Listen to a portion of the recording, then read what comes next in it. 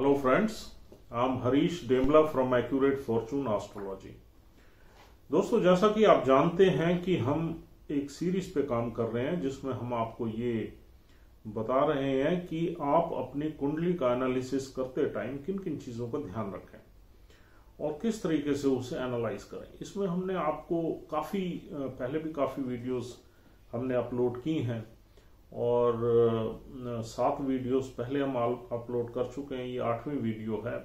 तो हम step by step आपको कुछ इम्पॉर्टेंट चीज़ों पे हम प्रकाश डाल रहे हैं जिसमें आपको मोटी मोटी चीज़ें ये पता लग जाएं कि ये प्लैनेट या कंजंक्शन ऑफ प्लैनेट्स या एस्पेक्ट ऑफ प्लैनेट्स आपको किस तरह के रिजल्ट्स पे ले जाएगी। तो दोस्तों, आज हम बात करेंगे बिहेवियर ऑफ प्लैनेट्स, यानी कि प्लैनेट्स का बिहेवियर क्या है हमारी लाइफ में और कौन सा प्लैनेट हमें किस तरह से रिजल्ट्स देने में सक्षम है और कौन सा प्लैनेट अगर उसको देख ले, उसके साथ बैठ जाए, उसके नक्षत्र में बैठ जाए तो हमें उस रिजल्ट्स में रिवर्सल कैसा हो जाता है या अच्छे रिजल्ट्स बुरे रिजल्ट्स में कैसे बदल जाते हैं। ये बहुत ही इंटरेस्टिंग टॉपिक है और उम्मीद करता हूं आपको बहुत पसंद आएगा और एक इनसाइट देगा आपको किसी भी चार्ट को एनालाइज करने में। तो दोस्तों, इससे पहले हम ये चर्चा शुरू करें, आप से रिक्वेस्ट है कि आप अगर हमारे वीडियोस को देखते हैं, पसंद करते हैं तो हमारा चैनल जरूर सब्सक्राइब करिए ताकि हमें भी एक मोटिवेशन मिले कि हम जो काम कर रहे हैं वो आप तक पहुंच रहा है, आप उसे देख रहे हैं, पसंद कर रहे हैं। तो दोस्तों, आइए शुरू करते हैं कि जो बिहेवियर ऑफ प्लैनेट्स है वो आदमी के कैरेक्टर पे कैसे असर डालता है या आदमी की हेल्थ पे या आदमी के प्रोफेशन पे या आदमी की पर्सनल लाइफ में कैसे वो एक्ट करता है। तो देखिए दोस्तों, सबसे पहले हम सूर्य को लेते हैं। सूर्य एक जो प्लैनेट है वो हमारी आत्मा का कारक है। ये करेज, हमें करेज देता है। हमारे अगर ये लगन में बैठ जाए या किसी अच्छे घर में बैठ जाए, चाहे 5वें में बैठे, अपनी राशि में बैठे, एग्जॉल्टेड होके बैठे, तो ये हमें करेज देता है और हमें सेल्फ एस्टीम देता है, हमें सेल्फ रिस्पेक्ट देता है। और दोस्तों, हम बहुत ही उत्साहित हो जाते हैं। हमारे अगर शरीर को देखें तो हमें एनर्जी देता है और हमारी वाइटैलिटी को स्ट्रांग करता है, यानी कि हमारे में जो बीमारियों को फाइट करने की शक्ति है वो बढ़ जाती है अगर हमारा सूर्य अच्छा है। अब यही सूर्य अगर शनि के नक्षत्र में पड़ जाए तो ये हमें वो रिजल्ट्स नहीं देता। शनि के नक्षत्र में सूर्य अगर बैठ जाए तो हमें उल्टे रिजल्ट्स देता है, यानी कि हम करेजियस नहीं होते, हमें एक फियर रहता है, डर रहता है और हम एंजाइटी में रहते हैं और हम अपनी सेल्फ एस्टीम को मेंटेन नहीं कर सकते। हमें ह्यूमिलेशन या हमें छोटे लोगों के साथ डील करना पड़ता है। सेल्फ एस्टीम क्या है, मतलब आप एक रॉयल एटीट्यूड आपका वो बिगड़ जाता है, वो नीचे आ जाता है। सूर्य से हम रॉयल एटीट्यूड देखते हैं, कैरियर भी देखते हैं, तो आपके कैरियर में भी संघर्ष आ जाता है। तो सूर्य को अगर शनि के नक्षत्र में आ जाए तो डेफिनेटली यहां पर प्रॉब्लम्स रहेंगी, यानी कि आपको कैरियर में भी स्ट्रगल रहेगा, आपका करेज भी नीचे आ जाएगा, सेल्फ रिस्पेक्ट भी नीचे आ जाएगी, आपको छोटे लोगों के साथ डील करना पड़ेगा, आपको जगह जगह आपको ऐसे लगेगा यार ये मेरी इंसल्ट कर रहा है, चाहे मेरा बॉस है, चाहे मेरा कुलीग है, चाहे मेरा सीनियर है, चाहे मेरे फादर हैं, चाहे। तो सूर्य शनि से बहुत ज्यादा इंपैक्ट हो जाता है। और अगर सूर्य, ये बिहेवियर है, हर प्लैनेट का अपना बिहेवियर है, वो किस नक्षत्र में बैठा है, किस तरीके से बैठा है। शनि के साथ बैठ जाए तो भी यही रिजल्ट्स मिलेंगे, शनि की दृष्टि आ जाए तो भी यही मिलेंगे, लेकिन रिजल्ट्स में डिग्री में फर्क होगा। अब आइए देखते हैं, अगर यही सूर्य दोस्तों राहु के नक्षत्र में बैठ जाए तो राहु इसको हवा दे देगा, यानी कि एरी बना देगा। तो हमारी सेल्फ एस्टीम, यानी कि है तो ये ग्रहण योग, लेकिन हमें एक अनरियलिस्टिक उड़ान दे देगा। अगर राहु भी अच्छा बैठा हुआ है तो हम किसी बड़े मिशन को टेक अप करके उसे परस्यू करने लग जाएंगे। बहुत लोगों को आपने देखा है कि उनकी कैपेबिलिटी होती नहीं है, ग्रेजुएशन ऑर्डिनरी मार्क्स में करके भी आईसीएस में अपीयर कर रहे होते हैं, पीसीएस में कर रहे होते हैं, उनका एजुकेशनल ट्रैक बड़ा वीक होता है, मेमोरी ठीक नहीं होती, ग्रास्पिंग पावर ठीक नहीं होती, लेकिन वो लग जाते हैं उस विषय। ये राहु का काम है। तो राहु आदमी को एक अनरियलिस्टिक एम्बिशन दे देता है। अगर सूर्य राहु के नक्षत्र में बैठ जाए, राहु के साथ बैठ जाए, राहु से इन्फ्लुएंस हो जाए, तो इस तरह के रिजल्ट्स मिलते हैं। सूर्य केतु के साथ बैठ जाए तो भी एक ग्रहणी योग बनता है। एक यानी कि छाया का प्लानेट एक रोशनी के प्लानेट पे आ गया तो हमें बीमारी दे देता है, हमारे फादर को बीमारी दे देता है, क्योंकि छाया प्लानेट है। राहु में भी बीमारी मिलती है, लेकिन राहु में दूसरे रिजल्ट्स भी मिलते हैं। राहु चीजों को एम्पलीफाई करता है, और ये जो केतु है ये हमारी एनर्जी को कम कर देता है, शरीर में बीमारी पैदा कर देता है, और हमारे फादर भी सफर, क्योंकि सूर्य से हम फादर भी। तो ये सूर्य के लिए जो बिटर एनिमी प्लैनेट्स हैं वो 4 प्लैनेट्स हैं, और चौथा प्लैनेट है शुक्र। शुक्र बहुत खतरनाक प्लैनेट है सूर्य के लिए। शुक्र दैत्य गुरु है और सूर्य राजा है, और सूर्य का गुरु कौन है? जुपिटर। सूर्य का जो एडवाइजर है वो जुपिटर है, सन इज ए किंग। तो अगर ये दैत्य गुरु साथ में बैठ जाए तो ये बहुत बुरे रिजल्ट्स देते हैं। अगर क्लोज कंजंक्शन में बैठ जाए तो हमारे फादर को बीमारी दे देते हैं, कोई सीरियस, या अचानक जो है कुछ घटना भी हो जाती है, और हमारे कैरियर को भी ये अफेक्ट कर देता है, हमारी सेल्फ एस्टीम को लो कर देता है, हमारे शरीर में भी कहीं ना कहीं ये हमारी वाइटलिटी को वीक कर देता है। और जिस घर में ये योग बना होता है उस घर से हमें बुरे रिजल्ट्स मिलते हैं। तो इसका मतलब ये है कि सूर्य जो है, जो कि एक बहुत ही रॉयल एंड रीगल प्लैनेट है, उसको ये 4 प्लैनेट्स बुरी तरह से इंपैक्ट कर सकते हैं अगर ये उसके ऊपर बैठ जाएं, तो उसके साथ बैठ जाए। जितनी नजदीक बैठेंगे उतनी खराबी ज्यादा करेंगे, दूर बैठेंगे तो ठीक है, फिर भी बचाव है। तो दोस्तों अगला प्लैनेट है मून।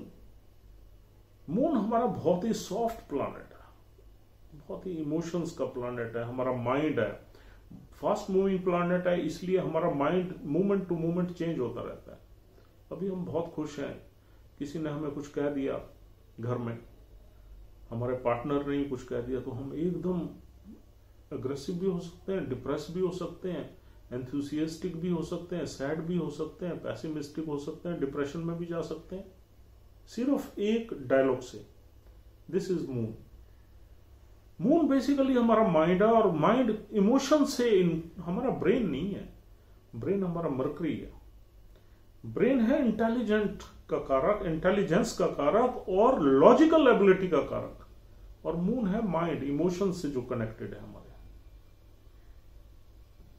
तो मून तो एक रिसेप्टिव प्लैनेट है, इसे जो भी प्लैनेट चाहे इन्फ्लुएंस कर सकता है, कोई भी planet. It is so soft, so delicate.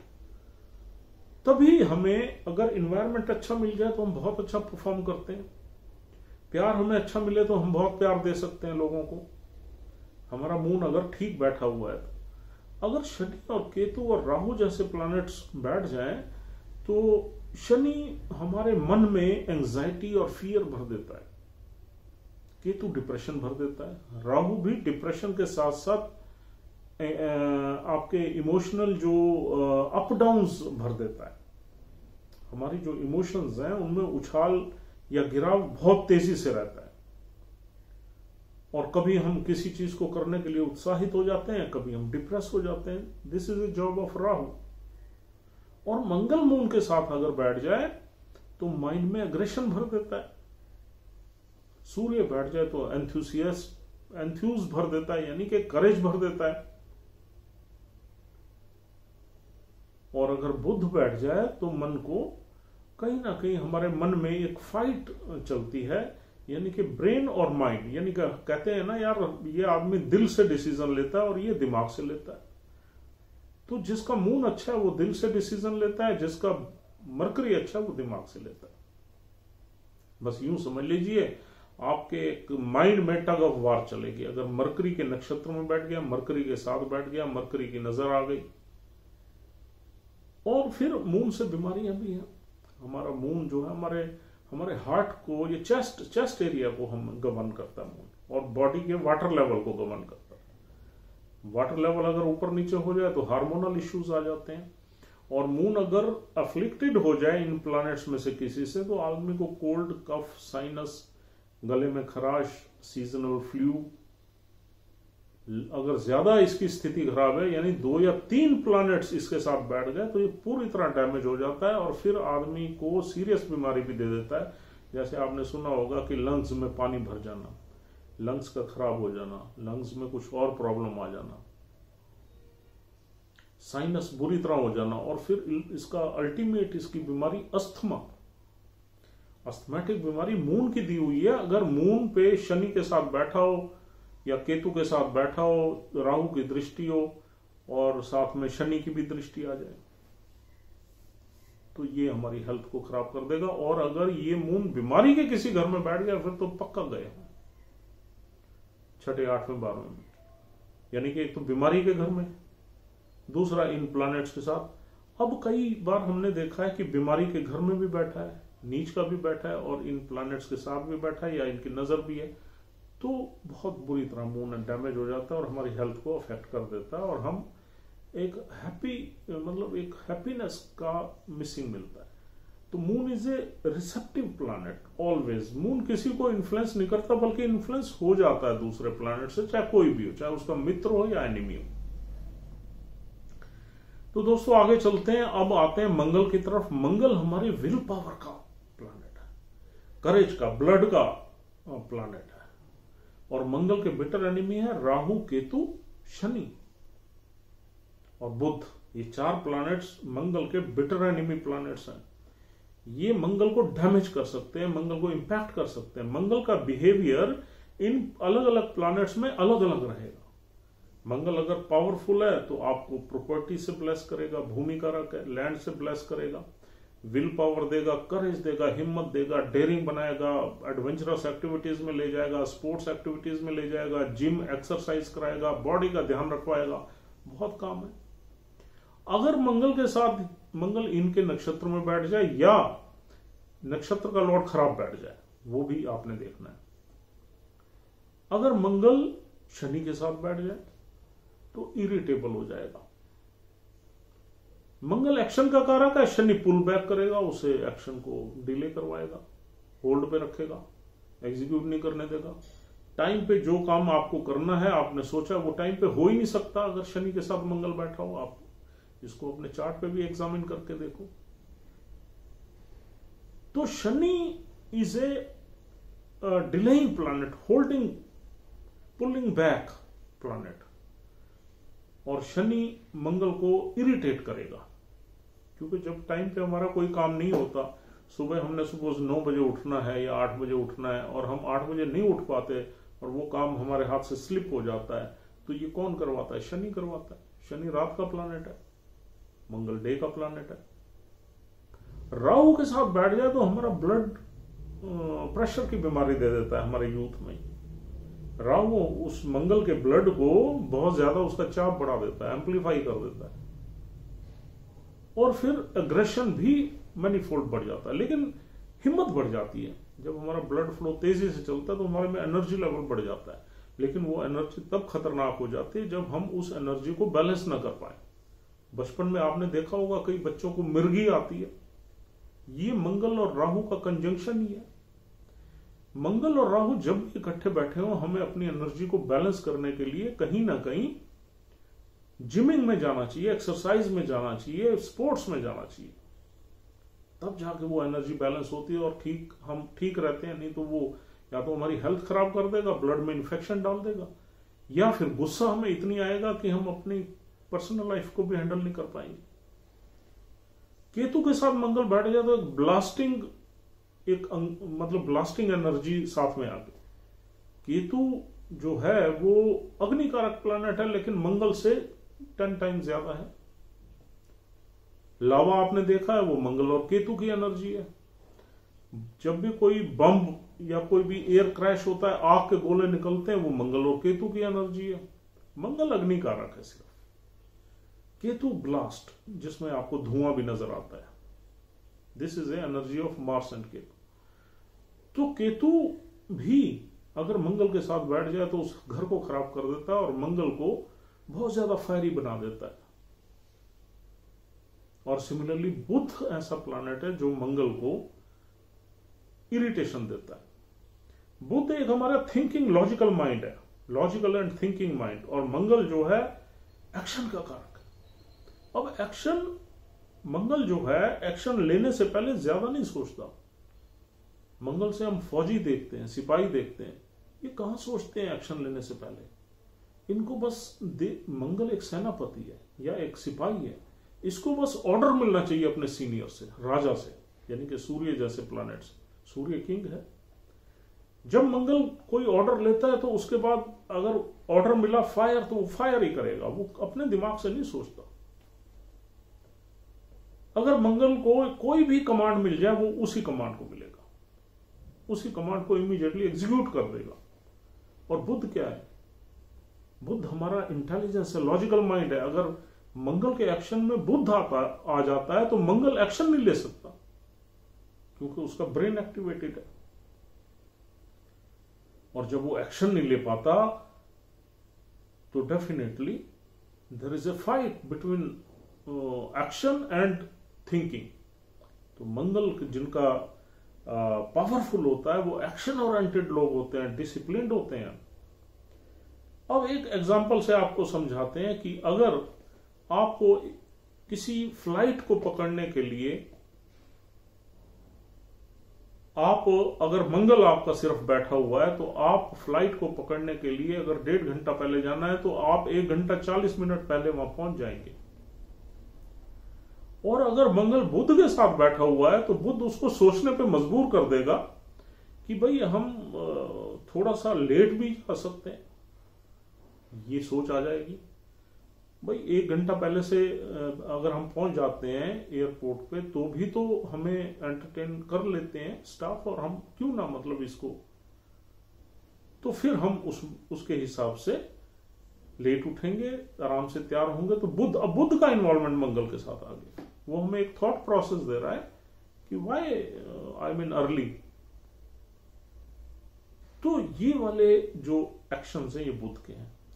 और बुध कभी कभी डिस्टर्ब भी कर देता है मंगल को। हालांकि बुध और मंगल की एनर्जी अगर अच्छा काम करे तो हम अपने जो बुध से रिलेटेड एक्शंस हैं उसमें बहुत परफेक्टली काम करते हैं। जैसे आईटी वाईटी से रिलेटेड जो लोग होते हैं उनका मंगल भी अच्छा होता है, बुध भी अच्छा होता है, कभी कभी साथ भी बैठे होते हैं। तो अब आइए जल्दी से बात करते हैं आगे बुध की। बुध हमारी इंटेलिजेंस है, ब्रेन है, लॉजिकल एबिलिटी है, बिजनेस माइंडेडनेस है, चालाकी है, क्लेवरनेस है। अब बुध को जो इंपैक्ट करते हैं प्लैनेट, चाहे शनि उसका दोस्त है, लेकिन शनि बुध को स्लो कर देता है और आदमी बहुत ज्यादा तेजी से काम नहीं कर सकता। और अगर बुध के साथ केतु बैठ जाए तो हमारी मेमोरी की शार्पनेस को डाउन कर देता है, हमारी मेमोरी वगैरह डाउन हो जाती है, हम चीजों को याद नहीं कर सकते। और अगर राहु बैठ जाए तो बहुत एम्पलीफाई कर देता है हमारी मेमोरी को, हमारी कम्युनिकेशन स्किल को बहुत एम्पलीफाई कर देता है, हमें चालाकी भी दे देता है, बिजनेस माइंडेड बना देता है, और हम ऑनलाइन वर्किंग में बहुत अच्छा परफॉर्म करते हैं। यानी कि जितने भी हम डाटा एनालिटिक्स के काम हैं, डाटा एनालिसिस है, बिजनेस एनालिसिस है, आईटी है, लैंग्वेजेस है, सॉफ्टवेयर है, इनमें बहुत अच्छा काम करते हैं अगर बुध राहु के साथ बैठ जाए। ये कॉम्प्लीमेंटिंग एनर्जी है। और बुध अगर सूर्य के साथ बैठ जाए, दोनों ही अगर हो तो बुध आदित्य योग भी बनता है और मित्र प्लैनेट भी है। बुध को हम राजकुमार कहते हैं, सूर्य को राजा कहते हैं। तो यानी कि ये भी एनर्जी बहुत अच्छी है। हम अपने ब्रेन से अपने आप को शाइन करते हैं, सेल्फ स्टीम बनाते हैं, सेल्फ रिस्पेक्ट बनाते हैं, और हम हमारा दिमाग भी तेज होता है और करेजियस भी होते हैं हम। और दोस्तों दूसरे प्लैनेट्स भी इसी तरीके से हमें कुछ ना कुछ अपनी क्वालिटीज से, बुध के साथ गुरु बैठ जाए तो अच्छा नहीं माना जाता क्योंकि एनिमी प्लैनेट्स हैं, लेकिन गुरु विजडम और बुध की इंटेलिजेंस, ये योग भी कहीं ना कहीं प्रोफेशनल लाइफ में अच्छा काम करता है। और दोस्तों बाकी प्लैनेट्स हम डिस्कस कर ही चुके हैं, मंगल और बुध और चंद्र और बुध, ये वाली चीजें हम डिस्कस कर ही चुके हैं ऑलरेडी। और अब आते हैं हम गुरु की तरफ। Jupiter is a planet of natural benefic planet है, बहुत ही ऑस्पिशियस है, कई एरियाज हमारे अफेक्ट करता है, विजडम भी देता है, एजुकेशन भी देता है, संतान भी देता है, और इज्जत भी देता है, रिलीजियस माइंड भी देता है, अच्छे कर्म करवाने वाला प्लैनेट है ये गुरु। और गुरु अगर राहु के साथ बैठ जाए तो हमारी विजडम गलत जगह अप्लाई होती है, तो बिहेवियर चेंज हो गया। सारा खेल बिहेवियर का ही है। एक ओरिजिनल जो बिहेवियर प्लैनेट का है, आपको अच्छी सद्बुद्धि देना, विजडम देना, अच्छे काम करवाना, वो अगर राहु के साथ बैठ गया तो राहु क्या मैलेफिक एनर्जी है, तो आप फिर आपकी जो विजडम है वो गलत चीजों में ज्यादा काम करेगी।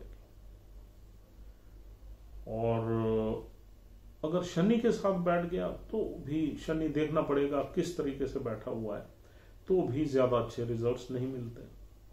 केतु के साथ बुध बैठ गया तो हालांकि केतु और गुरु थोड़ा सा स्पिरिचुअल बेंड ऑफ माइंड देते हैं, लेकिन मटेरियलिस्टिक वर्ल्ड में अच्छे रिजल्ट्स नहीं देते। और आजकल मटेरियलिस्टिक वर्ल्ड में सक्सेस तो चाहिए हर इंसान को। और अगर गुरु मंगल के साथ बैठ गया, सूर्य के साथ बैठ गया, चंद्र के साथ बैठ गया, बहुत अच्छा योग बनाता है, बहुत अच्छे रिजल्ट्स मिलते हैं।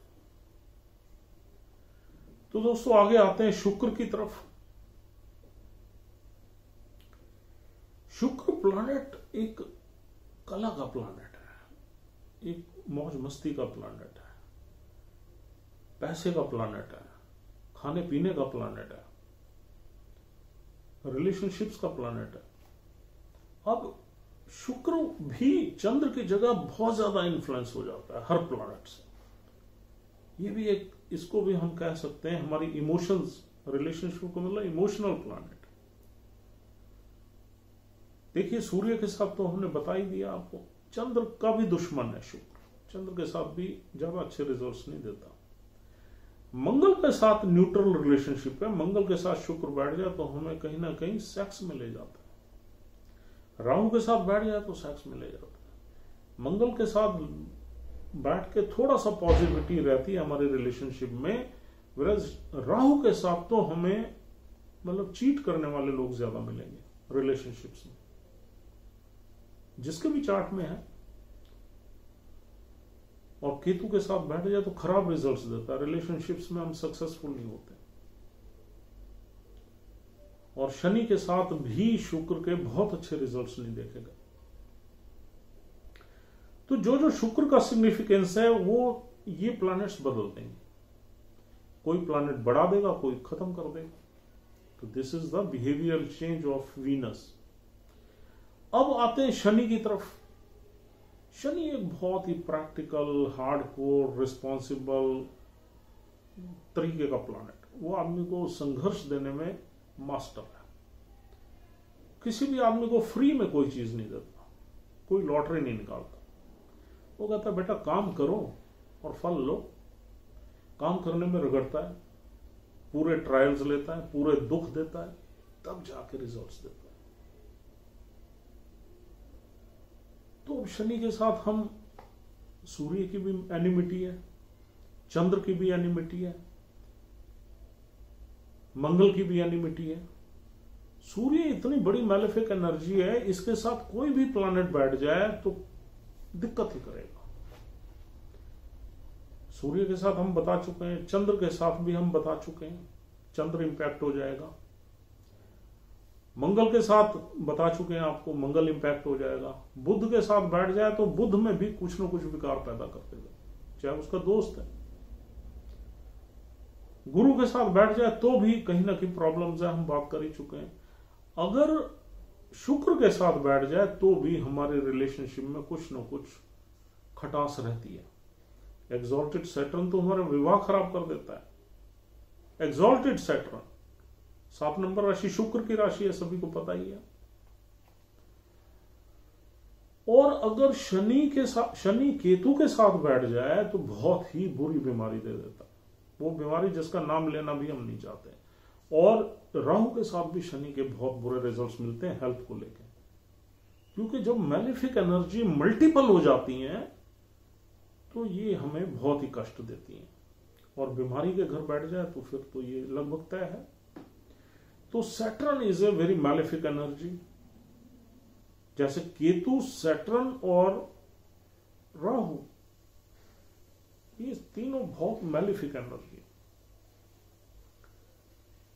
और दोस्तों राहु और केतु का तो बात ही क्या करनी, ये तो किसी के साथ बैठ जाए तो कहीं ना कहीं विकार ही पैदा करेंगे।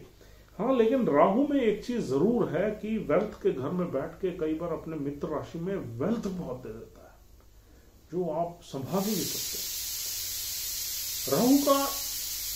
राहु एक ग्रीडी प्लैनेट है, ग्रीडी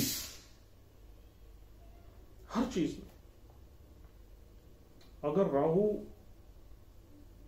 कर्जे के घर में बैठ गया तो कर्जा इतनी दे देगा आप हैंडल नहीं कर पाओगे, कर्जा छोड़ के भागना पड़ेगा आपको छठे घर में।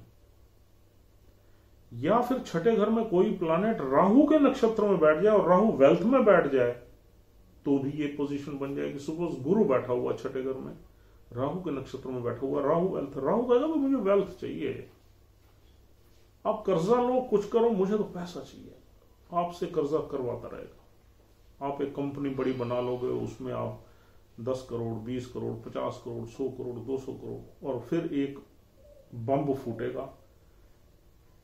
आपको भागना पड़ेगा या आपका दिवालिया हो जाए। Rahu is such energy. तो राहु को आपने अच्छी तरह चार्ट में स्टडी करना है, भाई ये किस नक्षत्र में बैठा है और उस नक्षत्र का लॉर्ड कहां बैठा है, ये क्या करवा रहा है आपसे। अगर नक्षत्र का लॉर्ड इनकम में बैठा है तो इनकम बढ़वाएगा, गलत तरीके से आप पैसा ब्राइब लोगे।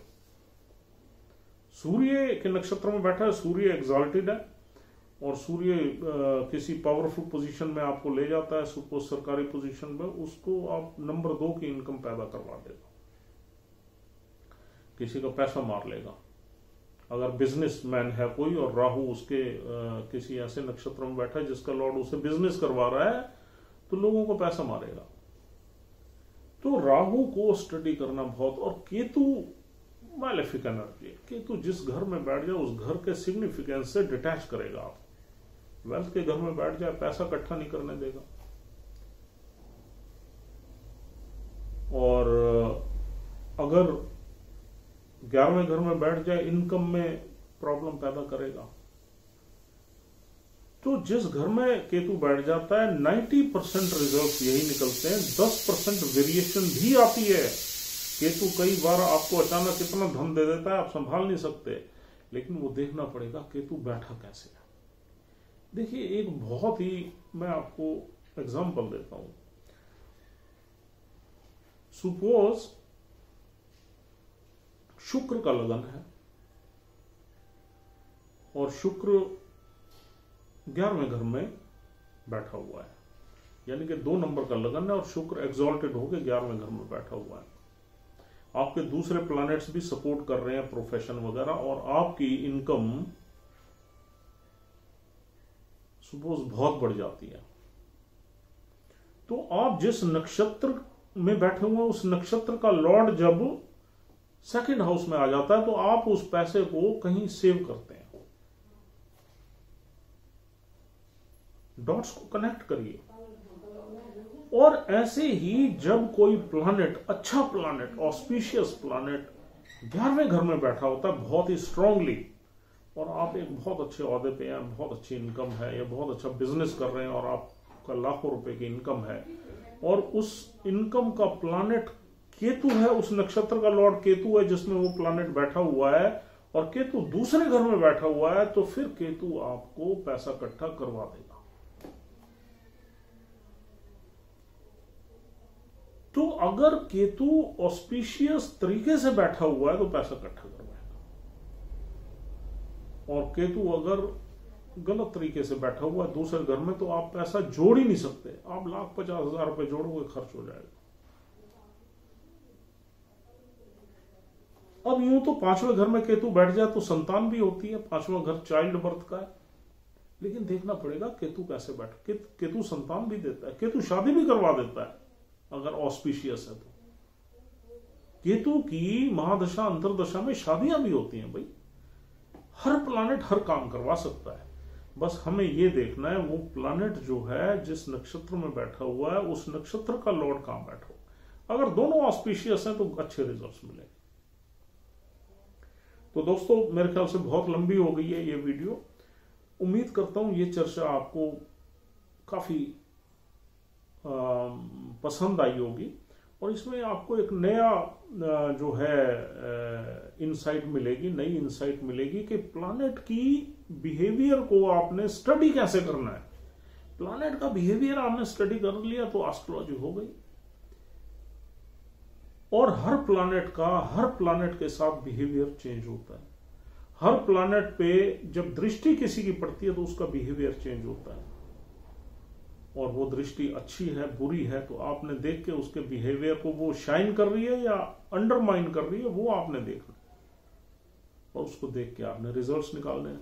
So friends, thank you very much for watching this video. Have a nice time and wish you all a very very happy Republic day, and we'll see you soon. Take care of yourself and your parents. Have a nice time once again. Thank you.